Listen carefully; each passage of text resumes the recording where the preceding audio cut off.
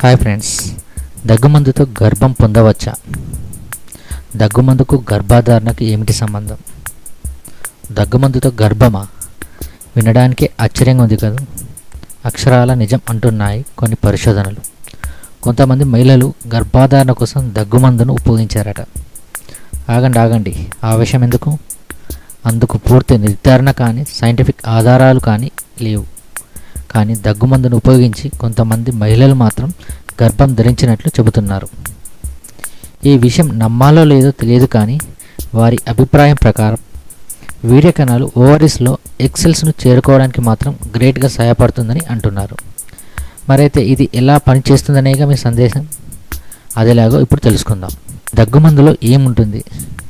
కొన్ని రకాల దగ్గుమందులో గాయిఫెన్సిన్ ఉంటుంది. ఈ పదార్థం ఊపిరితిత్తుల్లోని మ్యూకస్ను తొలగిస్తుంది.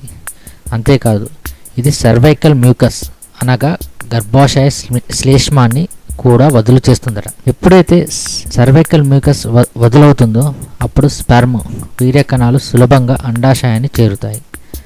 అర్థమైందా? దగ్గుమందు గర్భధారణకు ఎలా సహాయపడుతుందో.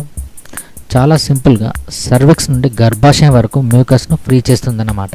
మరికొందరి అభిప్రాయం ప్రకారం ఈ దగ్గుమంది పురుషుల్లో వంధ్యత్వాన్ని నివారిస్తుందని, స్పెర్మ్ కౌంట్ పెంచుతుందని, శుక్ర కణాలు ఓవలేషన్ జరిగే రోజుల్లో తీసుకోవచ్చు. అన్ని రకాల దగ్గుమందులు సహాయపడతాయా అంటే కాదు. ఏ దగ్గుమందులో అయితే గాయిఫెన్సిన్ అనే పదార్థం ఉంటుందో అది మాత్రమే సహాయపడుతుందని అంటున్నారు.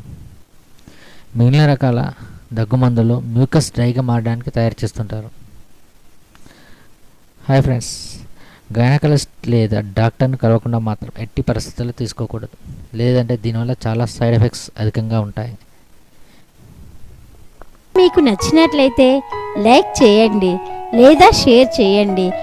రెగ్యులర్గా అప్డేట్ వీడియోస్ కావాలంటే మాత్రం నా ఛానల్ని తప్పకుండా సబ్స్క్రైబ్ చేయండి.